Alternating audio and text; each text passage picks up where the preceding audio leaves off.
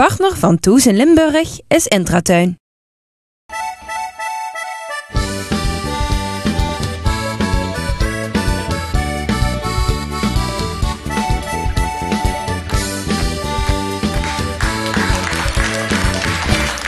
Ja, welkom bij weer een nieuwe uitzending van Toes in Limburg. Vanuit de Intratuin in Remun. En we hebben vandaag weer 3 fantastische gasten. We hebben Wiel Verhezen, het wielergeweten van Limburg hier te gast. We hebben een blueslegende. Niet door Limburg, maar daar vertelt verstaanlijk alles over. Torres Blues. En we beginnen met Hans Braun. Want Hans die had een hele belangrijke prijs gekregen.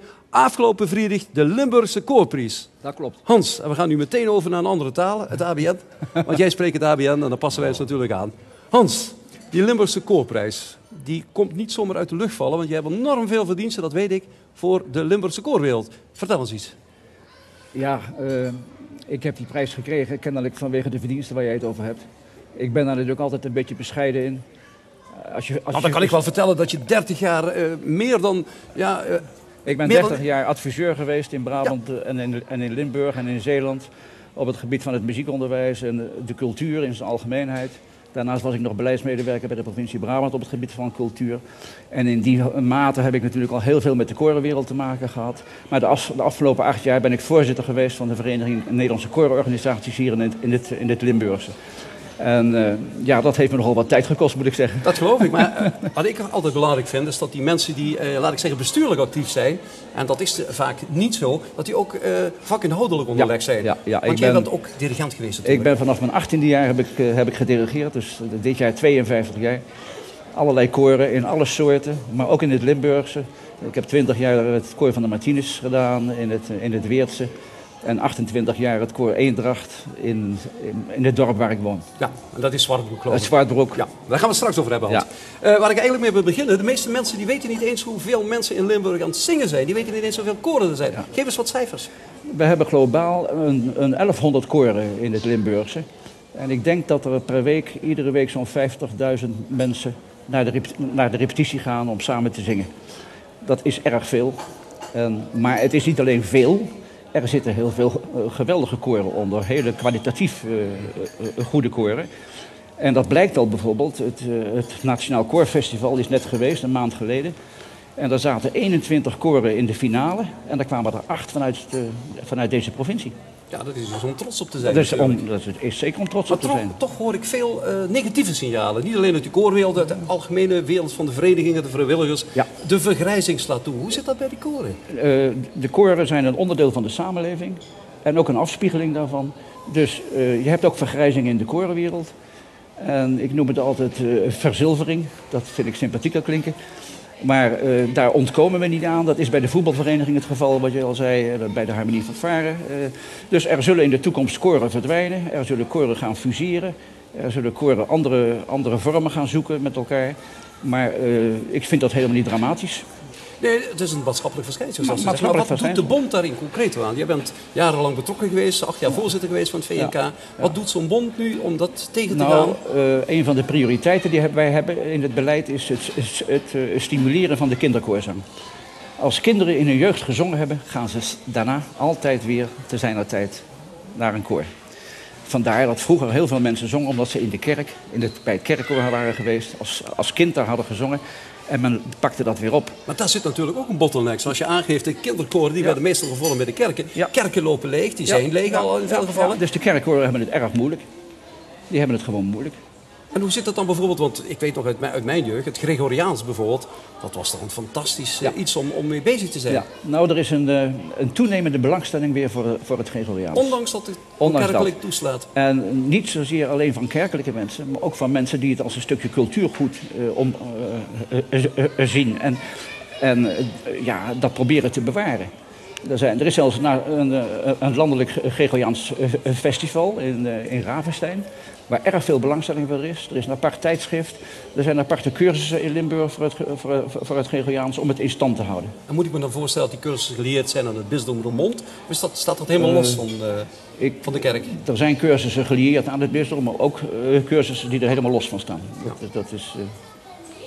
weet niet precies exact hoe die organisatie in elkaar zit. Zeg, wat ik wel vaak hoor uit die korenwereld, en dat hoor ik vaak uit de harmonie- en fanfaresector. Die mensen kunnen niet eens muziek lezen. Nee. Dat is natuurlijk ook, dan creëer je eigenlijk je eigen ondergang als je daar niet voldoende aan doet. Ja. Hoe zit dat anno 2012? Nou, inderdaad, een groot gedeelte van de koren, daarvan kan de leden kunnen geen noten lezen. Gaat het nog op zijn ouderwets het voorzingen en het nazingen en net zolang tot het er helemaal goed in zit. Maar er is toch wel een duidelijke trend, een vraag om scholing. En wij gaan dat als bonden, nu heel erg actief aanpakken. Zoals je weet heeft de provincie extra middelen beschikbaar gesteld voor de volkscultuur. 5 miljoen? 5 miljoen, verspreid over een viertal jaren. En in onze sector, in de korensector, zal het grootste gedeelte van het geld gaan in de richting van allerlei scholingsprojecten. Dus koren gaan dus koorscholingen organiseren, een deskundige binnenhalen die het koor moet gaan leren noten lezen. Maar laten jullie dat over aan de koren? Want dat lijkt me toch weer een probleem. Dat zal je toch als bond moeten aanpakken? Dat zul je als Huis voor de Kunsten misschien moeten aanpakken? Nou, wij doen dat samen met het Huis voor de Kunsten. En hoe het precies eruit gaat zien, dat komt de komende maanden naar buiten toe. Maar we gaan dat heel erg breed oppakken. Dat moet dus dat zal een hele grote klus worden. Wat ook een grote klus zal worden, Hans, denk ik, dat is toch voldoende kwalitatief goede en goed geschoolde dirigenten te krijgen. Ja. Want dat zie je eigenlijk in dat hele amateur kunst- en cultuurwerk. De leiders, je hebt geen leiders meer, je hebt geen mensen meer met helden zijn, je hebt geen mensen meer met charisma. Er zijn geen slechte koren, er zijn alleen maar slechte dirigenten. En het is dus zaken om dus dirigenten op te leiden. Het conservatorium doet dat in heel beperkte mate. En die doet dat dan met mensen die heel professioneel worden geschoold. En die willen het liefst, en dat begrijp ik ook wel, gelijk starten met een uitstekend koor. Maar er zijn honderden koren, eenvoudige kerkkoren, oudere koren, kinderkoren, jeugdkoren. Daar hebben we ook mensen voor nodig die daar deskundig in zijn en die daarvoor willen gaan staan. En die proberen we nu met hand- en spandiensten versneld op te leiden, want er vallen anders grote gaten. 1100 koren, er is ongeveer een verloop van 10% per jaar, dat zijn 110 dirigenten. 50% daarvan komt weer terug, maar dan voor een ander koor. Maar er valt ieder jaar dus een gat van ongeveer 50 mensen. En dan gaan er mensen voor zo'n koor staan die er eigenlijk helemaal niet voor zijn opgeleid. En dan krijg je natuurlijk ook verval van koorleden. Dan gaat de kwaliteit weer dalen. Ja. Hoe is het conservatorium? Hoe staat dat erin? Hebben jullie goede contacten als bond met zo'n conservatorium? Er zijn contacten. Maar mijn stellige indruk is dat men nog niet goed onderkent hoe groot dit werkterrein is en waar de behoefte ligt. Het zou goed zijn als ze een stuk middenkader zouden opleiden. Niet alleen top, maar ook op zoek gingen naar mensen die daaronder willen functioneren. Voor dat eenvoudige koor. Ja. En ook een van de punten natuurlijk die altijd zorg nodig hebben, dat is toch het repertoire.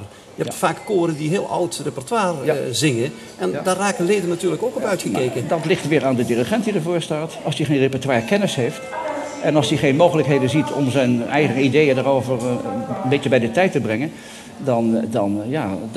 dan slaapt zo'n koor qua repertoire helemaal in. Maar je ziet bij de topkoren en bij de betere koren waar professionele mensen staan die daarvoor opgeleid zijn, et cetera, die gaan op zoek. En die halen hun repertoire uit het buitenland. Via internet kan dat tegenwoordig allemaal. Dus er zijn allerlei mogelijkheden. Wat me wel opvalt bij jullie, je hebt ontzettend veel initiatieven. Jullie hebben koordagen, jullie hebben... Het CD Award, wat een enorm succes is geweest. Het Limburgs Korenfestival, de kinderdoelmiddagen voor de jeugd in het noorden en in het zuiden van Limburg. De studiedagen die er zijn, de opleiding voor dirigenten die we nou gestart zijn. Ja. Er gebeurt heel veel. Hoe is jullie relatie met het Limburgs Symfonieorkest? Want die moeten we natuurlijk ook populariseren, om het zo maar te zeggen. Die waren vroeger toch een beetje afstandelijk ten opzichte van de niet-professionele kunst. Als organisatie, als bond hebben wij daar geen directe contacten mee. Die zullen er wel zijn individueel tussen bepaalde koren, bepaalde oratoriumverenigingen die met het LSO wat doen. Maar als organisatie hebben wij daar nee. Hans, misschien tot slot, als je nog één grote wens mag uitspreken, je hebt nu afstand genomen van die koorwereld. Dat ga je natuurlijk toch niet redden, want ik heb ook alweer gehoord dat je weliswaar geen dirigent meer bent in Zwartbroek, maar je zingt wel nog als eerste tenor mee. Tuurlijk. Dus dat blijft toch erin en dat moet ook. Hè? Ja. Maar als je nou zegt van als ik nou achter 10 jaar de koorwereld bekijk in Limburg, dan zou ik graag hebben dat die en die punten in ieder geval beter geregeld waren. Welke punten zou dat zijn? Wat heeft de hoogste prioriteit? De kinderkoorzang. Kinderen moeten weer gaan zingen. Als kinderen niet meer zingen, wordt het verrekte stil om je heen. Dat is waar. Dat is waar. Het is zeker niet stil op dit moment in de Tour de France. Dan moet ik toch ook even naar jou, even dat bruggetje natuurlijk. Ja. De Tour de France, ik weet dat jij daar ook volg het naartoe wel. gaat. Maar hoe volgt nou iemand uit die muziekwereld die Tour de France? Is dat een grote afstand? Zeg je nou, als ik toevallig zie, kijk ik ernaar? Of ben je ook gepassioneerd voor de wielersport? Nee, gepassioneerd niet, maar ik kijk wel. Ik ben toch wel nieuwsgierig. En ik ga naar de finish kijken in Parijs. Dan ben ik in Parijs en dat wil ik meemaken, want dat moet een feest zijn natuurlijk. Maar je bent in Parijs voor vakantie of voor koren, maar niet voor de sport? Ik ben er voor vakantie toevallig. En precies op die dag, op die finish, dan ben ik daar. En dan met mijn jongste zoon ga ik natuurlijk kijken. Geweldig.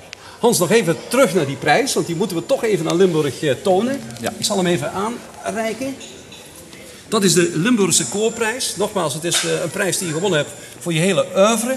Misschien dat die even goed in beeld gebracht kan worden. En even vertellen, wie heeft hem gemaakt en wat symboliseert het? Jenny Roost uit het Maastrichtse, een beeldende kunstenares. En die heeft een speciaal in opdracht gemaakt van het Huis voor de Kunsten. En het verbeeldt, ja, je ziet hier de noten. Dit is de muziek en dit zijn de zangers. Ach, het is natuurlijk een vrije fantasie. Dat was de eerste keer dat die prijs was uitgereikt bij mij weten. Nee, hij is een jaar of 4 geleden ook al uitgereikt aan Theo Timp uit Venlo. Ja, tuurlijk. Ja. Ja. Nou, wij feliciteren je in ieder geval van harte met die prijs. Bedankt je. Hartstikke mooi dat je hier was. Ja. En we wensen jou toch een hele goede toekomst, ondanks dat dat nu niet meer in het bestuurlijke zal zijn op die koorwereld. De koorwereld heeft heel veel aan jou te danken. Ik hoop dat hij ook heel veel gaat terugdoen nog nu voor jou, nu je toch een beetje losser met dat hele geval kan omgaan. Prima. Hans, bedankt je voor je komst. Oké. En weer, we gaan weer hier in het Limburgs en we gaan over naar een blueslegende. Want weer hebben we in de studio niemand minder dan Torres Blues. En dat ga je dich nu verrassen met een heel bijzonder nummer.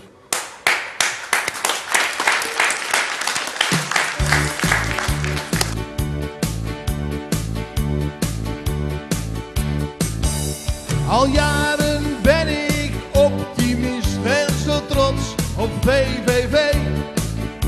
Als er wat valt te juichen, ja dan doe ik lekker mee.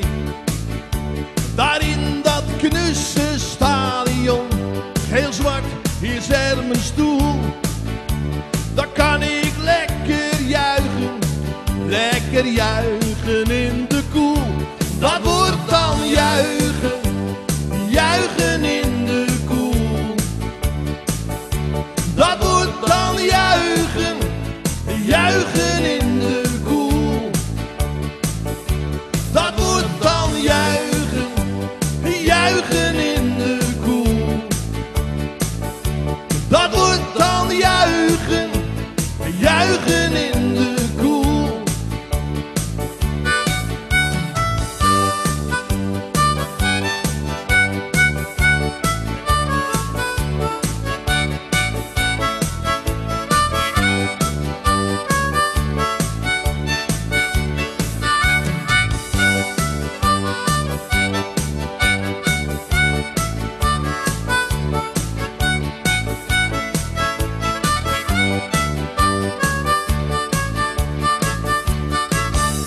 De trap is aan de zware kant, voor menigeen te zwaar.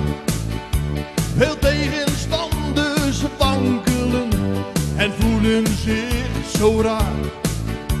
En als er eentje struikelt en mooi scoort in zijn eigen doel, staan wij meteen te juichen, lekker juichen in de koel. Dat wordt dan juichen in de koel.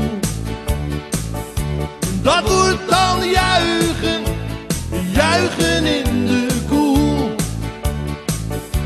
Dat wordt dan juichen in de koel.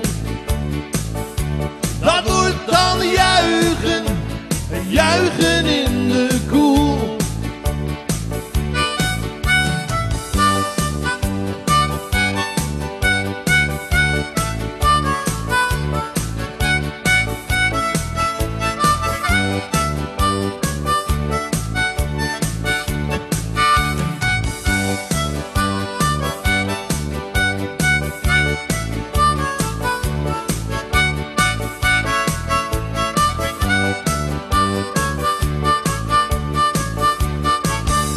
Soms staan we even onder druk, maar dat duurt nooit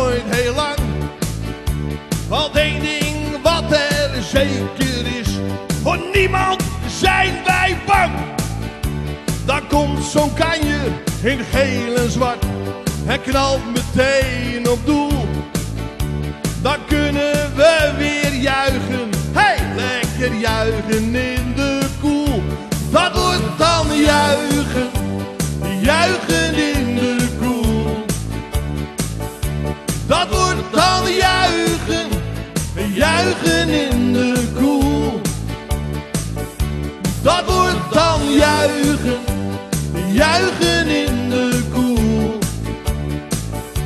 Dat wordt dan juichen, juichen in de koel.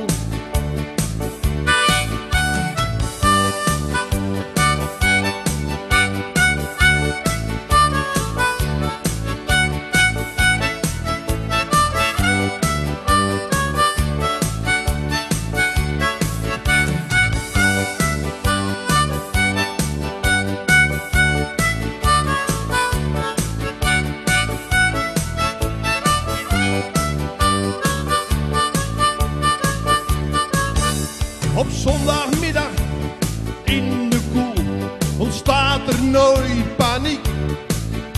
Pas als de bierkraan leeg is, ja dan zijn we even ziek.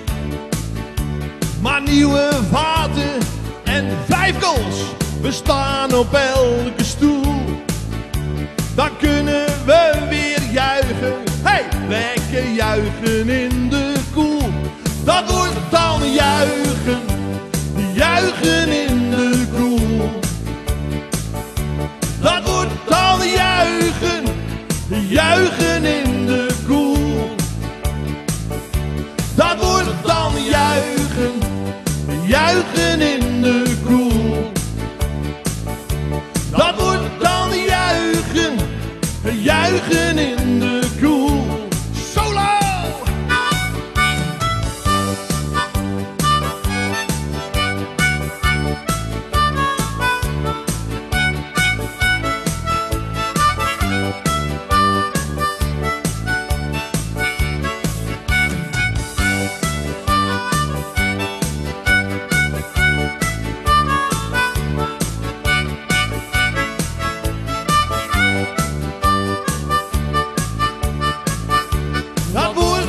Juichen, juichen in de koel.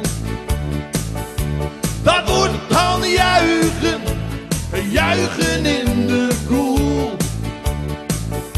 Dat wordt dan juichen, juichen in de koel.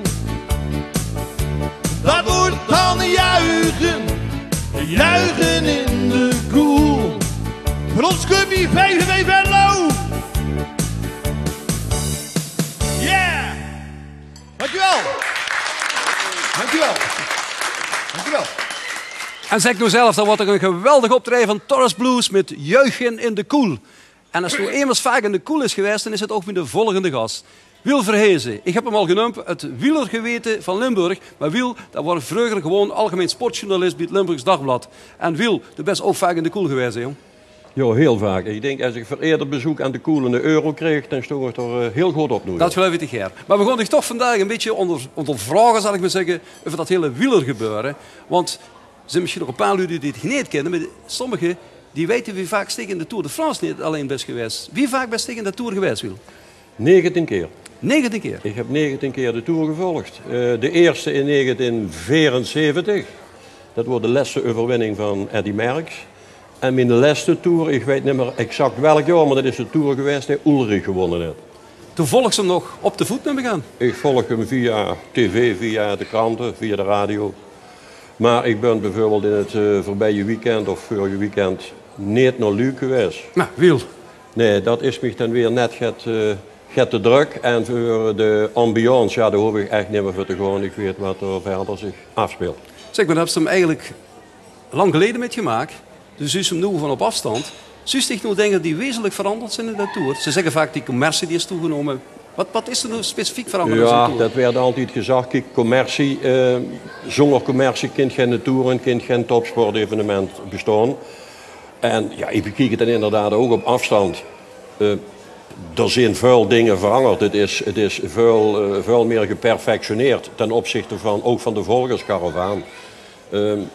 De journalisten zuizen nu, die zuizen amper, ja, die zuizen aan de streep, maar er zijn aparte zones voor. En veel lepen toen nog gewoon tussen het publiek, of het publiek dat leeft tussen de journalisten, om zo dun mogelijk bij de renners te komen. Kijk, wat dat betreft is het meer geperfectioneerd. En zeker ook wat de transmissie betreft, wat veer als verslaggevers. De perszaal is nog hetzelfde, maar veer hebben nog gewerkt met de typemachine. Ja. En lieten het vooral telexen naar het thuisfront. En nu gaat het via laptop en noem maar op. Het aantal journalisten is natuurlijk danig toegenomen. Hè? Ja. En door de kies je natuurlijk ook de concurrentie onderling. Er moesten elke dag nieuwe dingen hebben, er moesten kunnen scoren. Hè? Ja. We hebben een bekende Limburgse journalist, Ramon Kerkhofst, even de Telegraafwerk. Ja. Die heeft nu een geweldige scoop gehad natuurlijk, met Armstrong. Maar is dat de wielersport met gebaat, met al dat... Ja, kijk, de bus op de eerste plaats, best een journalist. En de journalist is er niet om dingen te verzwiegen. De journalist is er om ook misstanden aan de kaak te stellen. Kijk, sportlui en vooral het publiek, dat meent het weer alleen maar moeten juichen en de vedetten moeten eren. En natuurlijk, als de man of de vrouw prestatie levert, dat mag onderschreven worden. Maar er zijn ook misstanden in de sport, zoals ze ook in de maatschappij zijn. En dan heb je als journalist de taak om dat te brengen. En het geeft zich natuurlijk extra voldoening als journalist als ze dat als eerste kunnen brengen. Het moet toch niet zo zijn dat alleen maar vanuit die drift om te scoren, dat er soms dingen naar boete worden gebracht die niet eens bewezen zijn. Dat hele geval rond Armstrong, dat hinkt een beetje in de log. Hè? Dus... Ja, maar dat heeft weer te maken inderdaad met de concurrentie, de onderlinge concurrentie. En ook, ja, wat ze juist al zei, het aantal journalisten is toegenomen. Dus ik kan me herinneren hoe mijn eerste ronde van Frankrijk, de jaren 70... Dan keek ze al op als er een Deen of een Engelse journalist voor. En toen ik wegging, mijn lestentour, toen had ze al cameraploegen uit Japan en Amerika, Colombia, noem maar op. Dus wat dat betreft is er natuurlijk ook in een automatisch druk gekomen op het verslaggeverskorps. En de concurrentie onderling tussen de bladen, tussen de televisiestations, radio en noem maar op. En dan wil men... Dat is toch de drang van de journalist, men wil scoren. En dan komen er natuurlijk ook wel eens dingen in de media, waarvan later, die later zo niet direct herroepen moeten worden, maar die dan toch enige nuances verdienen. Ja, want dus is nu toch ook, het is een concurrentiestrijd niet alleen door in de Tour zelf, maar ook op de Nederlandse televisie. Hè? Het programma van Mart Smeets op de andere kant op Nederland 1 en op RTL 4 van Wilfred Gené. Ja. Het is pure concurrentiestrijd. Het gaat eigenlijk toch nergens meer om. Als we vaak de inhoud daarvan eens bekijken, dat heeft niks meer met wielersport te maken. Dan moet ik eerlijk zeggen, ik zie niet alle programma's ervan. Ik kijk uiteraard wel eens. Maar ja, dat is ook weer de gunst van de kijker, hè? Om zoveel mogelijk kijkers te trekken. En die programma's, dat is journalistiek, sportjournalistiek, met de Tour als hoofdthema. Maar er komt ook automatisch een stuk entertainment bij. En ik heb de indruk dat dat entertainment meer bij... RTL 4? Dan bij het programma van de NOS. Ik heb vaak de indruk dat het met journalistiek niks mee te maken heeft. Die mensen zitten vaak om zichzelf te profileren. Ja. En dat doen via de Tour of nimport wat. Ja. Dat vind ik dan een beetje, dat vind ik bezwaarlijk als het verkocht, tussen aanhalingstekens, verkocht werd als een journalistiek product. Maar nogmaals, het gaat om zoveel mogelijk kijkers te trekken. En dan zijn heel veel lui in Nederland, en niet alleen in Nederland, maar over de hele wereld, die willen ook die willen geamuseerd worden. En dan gaat het heel vaak over de rug van de sporter of de sportvrouwen en soms ook over de rug van de sport aan zich. Want laten we eerlijk zijn, er wordt natuurlijk een heleboel geklaagd over de Rabobankploeg. We kennen er niet aan voorbij, ze hebben natuurlijk niet goed gepresteerd. Maar er wordt natuurlijk ook een hoop te verzonnen om die zaak wel op te hemelen, om het maar spannend te maken. Hè? Kijk, enerzijds is het met Rabo, maar dan komt weer het befaamde woord in de sport. Dat wordt ook met het EK voetbal als. Maar als, dat telt niet. Bij topsport gaat het alleen maar om resultaat. En Rabo ging met een heel sterke ploeg, ging met goede verwachtingen, terecht. Hadden een hele goede aanloop naar de Tour. Met Geesink, met Kruiswijk, met Mollema. En dan komt die beruchte valpartij. En dan gewoon niet alleen de Rabo-ploeg ongeroet. Dan gaat Poels ongeroet, daar is Sanchez, noem maar op. En ja, in zijn alle doelen die me gesteld heeft, die zijn door de ene valpartij in die paar seconden is alles naar de klets. Ja, het vorige jaar hadden ze weer een andere reden. Dat je ervoor oog. Het is nu die valpartij wat misschien wel goed doet, maar echt het presteren, dat gebeurt gewoon niet. Nee, en dat dragen ze met de hele Tour. Dus nu komt er een druk, een gezonde druk vind ik dat, om toch nog te presteren, om van dit Tour nog het te maken door bijvoorbeeld het winnen van een etappe. In elk geval strijdlust te tonen. Maar nogmaals, als die Valpartij niet geweest wordt, maar het telt niet. Rabo is een kleurloze ploeg. En helaas, zeker voor de ploeg zelf, dat is eens al een paar jaar in de Tour. En ja, de Tour is een monster. Ik heb wel eens gezegd, dat is jammer.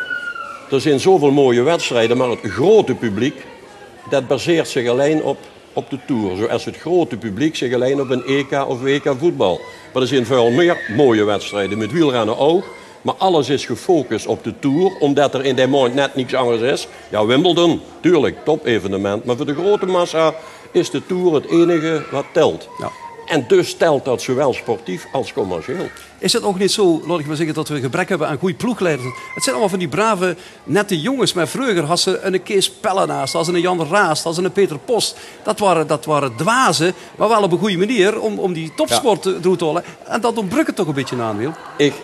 Dat speelt ook met. Alhoewel een goede coureur, een goede renner, die moet zichzelf ook kunnen motiveren. En die moet zelf ook het koers in zich hebben. Misschien kun je ze dadelijk nog wel terug op de befaamde oortjes.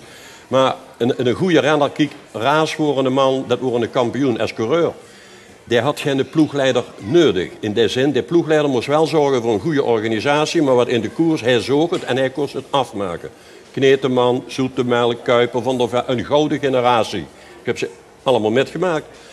En Raas wordt als ploegleider ook zo. Die kost ook een keer uit de hoog komen en ja, het niet direct in het ABC verkondigen. En Peter Pos, Weile Peter, wordt hetzelfde. En de Pello, maar het worden kleurrijke figuren, maar die ook de ploeg een extra impuls geven. En dat geloof ik inderdaad, dat ontbreekt een beetje. Het is allemaal, ja, erg netjes. Netjes. En dat wil niet zeggen dat er geen vakmanschap zit. Toen was Erik Breukink, die weet heus wel wat in een koers is, wat een grote koers is. En Frans Maassen en Erik Dekker en Van Nummer op. Die jongens hebben zelf in het peloton gezeten, hebben zelf gepresteerd. Dus die weten het heus wel. Ja, maar het zijn toch een beetje slappelingen. Het komt niet over. Het komt niet, het zijn geen leiders. Misschien komt dat niet over bij het grote publiek. En ja, dat is dan ook weer hun karaktertrek. En ik las een paar dagen terug in een krant, ik meen in het Algemeen Dagblad, dat Steven Rooks zelfs suggereerde, het woord misschien is groot om de zaken... En vergelijk dat met Bert van Marwijk, die is op te schudden, om te dingen. Misschien dat enige effect heeft, maar dat is ook weer geen garantie. Want de kindster Raas weer aan het stuur van de ploegleidersauto zetten. Maar die valpartij, die komt er toch? Dat is waar. Wilde begon zelf in de oortjes. Hè? Dat is toch ook een ramp voor de wielersport. Die drieën allemaal met de oortjes en ze weten precies wat gebeurt. Het zijn allemaal voorspelbare koersen, behalve de bergritten. Ze blijven bijeen, er is een kopgroep vrij, er wordt een signaal uitgegeven. Het is toch eigenlijk saai? Dat zou ze toch moeten verbeteren, die oortjes? Ja, ik ben ook geen voorstander van de oortjes. Ik vind dat een renner in het peloton, er moeten zelf beslissingen genomen worden. Renners zijn geen robots, die kunnen ze niet sturen, want je kunt wel in de ploegleider roepen van de moest naar de bocht demareren, maar als op dat moment de benen verzuren, dan demareert ze niet. Goed, men zei het, de ploegleiders met name zeggen, het is voor de veiligheid. We kunnen de renners waarschuwen van vlugheuvel links, vlugheuvel rechts. Ja, maar dan blijven de oortjes niet te werken, want er zijn nog nooit zoveel valpartijen geweest. Dat wil ik net zeggen. Door de oortjes en door de commando's gaan ze het gevaar als het ware vergroten. Want als je nu een smale weg in aantocht ziet, dan roepen ze, jongens, de weg wordt smal. Zorg dat je van voren zit. Ja, dan willen 180 man op de eerste riem, maar dan kunnen er maar 10. Dus en vergeet ook niet dat met name de valpartijen, dat is in alle rondes, alle grote rondes, de eerste week, peloton dat stuit bol van de stress. Dat is niet alleen de smalle wegen, maar men is nog fit. Er zijn nog 50 man of 50, maar er zijn 15 man die denken de Tour te kunnen winnen. En dat werd naarmate de Tour vordert, dan begint de vermoeidheid. En ook vooral hierboven gaat met werken. En valpartijen kunnen ze altijd hebben. Maar het is altijd in het begin van de Tour. En omdat het de Tour is, werd er heel veel aandacht aan besteed. En begint men nog weer te roepen, volgend jaar minder ploegen, minder renners. Maar dat baat niet. Ik zo gisteren voor de eerste etappe in de Ronde van Polen. Grote valpartij, alleen dat stuit in 10 regels in de krant. Maar Terpstra, de Nederlands kampioen, naar het ziekenhuis. Tom Bonen, die niet de Tour riet, maar Polen riet als voorbereiding op dingen. gevallen, maar ik kan doorgaan. Ik bedoel, Ja. valpartijen zijn er overal. Alleen, ze komen pas bij het grote publiek over als het in de Tour is. Dat is waar. Wiel, we het natuurlijk ook even moeten over hebben. Ik weet dat zich daar ook zeer nauw wie betrokken is. Wie dat WK wielrennen in Limburg. Dat is natuurlijk in september. Iedereen weet dat al een beetje. Het parcours, dat is wel even gezegd. Hoe kent ze het? Wat is het voor parcours? Ja, het is nieuw. In zoverre dat in het verleden waren een wereldkampioenschap op een circuit van 15, 20 kilometer. Dit keer heeft men gekozen voor een aanloop van 100 kilometer door Zuid-Limburg. Dus zeg maar de eerste lus wat ze ook in de Amstel Gold Race hebben. En dan nog, wat hebben ze dan nog? 10, ik geloof nog 10 ronden op de Kouwberg. Dus dat is al een ander karakter van de koers. Maar ja, het is een lastig parcours. Zeker als ze 11 keer de Kouwberg op moeten, 10 keer de Bemelerberg op moeten. En de afstand, hè, dus 270 kilometer. Dus een wereldkampioenschap is nooit makkelijk. Maar dit keer is het wel, is het echt zwaar. Dat kunt bij dat de finish niet op de top van de Kouwberg ligt, worden met de Amstel Gold Race ligt. Maar dat ligt 1,5 kilometer verder. Dus er is nog een kleine mogelijkheid om te herstellen. Waardoor ze, ik vermoed dat ze behalve de man, de punch heeft, de explosieve, om op de Kouwberg te winnen. Dat hebben ze nu ook nodig. Maar er zijn jongens die kunnen dan misschien nog aanklampen, herstellen. En dan denk ik, dan is een Sagan en een Peter Velits. En dat soort renners. Hebben we zijn eigen Nederlanders niet met dat verleggen van de finish benadeeld? Want een Geesing heeft dat niet. Nee, maar dat verleggen van de finish, dat heeft weer en daar komen we weer, dat heeft ook te maken met het commerciële deel. Want ze komen de hele week op de Kouwberg aan alle wedstrijden. De junioren, de vrouwen, de beloften, de tijdritten allemaal. Maar op de Kouwberg, waar de finish is van de Amstel Gold Race, er is geen plek voor een wagenpark, voor een groot VIP-dorp. Onontbeerlijk om het financieel rond te krijgen. Dus men heeft moeten kiezen, zoals je in de Tour de France 16 in Valken wil aankomen, ook dingen. Dus nogmaals, het heeft mede te maken met het commerciële deel. Maar het duidt verder niks af aan een kampioenschap. Het is een WK. En daar winnen in het algemeen geen krabbers. Dus we zullen wel een mooie kampioen krijgen. En als mij dan vroeg, wij tipt zich als favoriet. Nou, dat is moeilijk te zeggen. Ik ben niet zo goed in voorspellen. Want in de Tourpool, waar ik meedoen in Heerlen in mijn stamcafé, daar staan nog eens maar in de middenmoot. Oei, wel. Nu heb ik een geweldig excuus. Van de 15 namen die ik ingevuld heb, liggen er al 4 in het ziekenhuis. Dus ik ben al kansloos, maar dit even terzijde. Nee, maar nogmaals, dat WK in Valkenburg, ik ben ervan overtuigd, het werd een geweldig feest. En ja, als ik namen moet genomen, dan kan ik er 15 of 20 opnemen en misschien zit er dan nog niet bij, nogmaals. Dat is maar eerst het afwachten, dat is eerst maar eens kijken hoe we het in Frankrijk... Ja, want dan wil ik met afsluiten. We willen natuurlijk toch met elke gast even de prognose aangaan. Tour de France. Is er al gereden? Het Wiggins de zaak al beslist? Of zij sticht nog nou? Er zijn toch nog kapers op de kust. Ja, op het moment dat we hier zitten de coureurs op de Alpenkools, op de eerste Alpen. Dus de wedstrijd nooit normaliter. Maar wat is normaal in sport en in een evenement als de Tour normaal? Gaat Wiggins de Tour winnen, denk ik. Als er geen ongeluk gebeurt, hij krijgt nog een tijdrit wat zijn specialiteit is. Maar aan de Evans, dat is net wie een kat die 10 levens heeft. Die valt hier neer en die stuit 100 meter verder op. Dus die is nog niet uitgeschakeld. En nogmaals, er staan in de top 10 er staan een paar man die ik persoonlijk niet direct verwacht had op die positie. Hoe ze nu staan in de Nibali en de Menchov. Die is herrezen als wijle Lazarus, geloof ik. Want ik heb hem het heel jaar amper gezien, maar hij riet nu in elk geval goed. En nogmaals, Alpen en daar komen nog de Pyreneeën. Maar Wiggins is en blijft, en als ik dan voor mezelf een prognose hoor, dan zeg ik Wiggins. Dat is het net over Lazarus. Het is toch wel eigenlijk een spotten met eigenlijk de logica. Want over Lazarus gekald, en Wiggins, dat was vaak Lazarus, was een alcoholist. Die heeft gewoon in de goot gelegen, heb ik begrepen. En die heeft zich gans opgewerkt. Dat is toch ook, laat ik zeggen, niet alledaags. Nee, maar Wiggins niet zozeer. Kijk, hij zal geen groot glas bier drinken en zo. Hij komt door de wielernes. Ik heb zijn pap naar zijn koersen voor een goede pistier. In Gent, met name reed hij veel op de baan, daar is Wiggins ook geboren. En ja, nogmaals, hij drinkt een groot glas bier. En dat uit Peter Sagan, die kreeg ook een kratje leeg in de winterperiode. Maar nogmaals, dat werd maar moeten die van de Rabo dan toch niet gewoon meer gaan drinken? Nou, ik weet niet of ze meer moeten gaan drinken, maar ik denk wel dat ze misschien gaat losser moeten zijn. Dat ze niet zich te zeer moeten focussen op dit. Je kunt niet de gans gespannen zijn. En dan zitten ze te pieken naar de Tour. En ze hebben nu zelf al 2-3 jaar achtereen ongeveer hoe dun dat druitje is. Dus ik zou zeggen, ja, kom ook eens in de klassiekers voor de dagen. En focus zich niet alleen op den Tour. En drinken, kijk, dat werd ook uitvergroot omdat het in de Tour is. En ineens komen ze met, ja, Sagan. Natuurlijk, die jongen is 22 en die zal zwinters met zijn vriend wel een kratje beer leeg maken. Maar nu maar van meegaan dat er serieus leeft.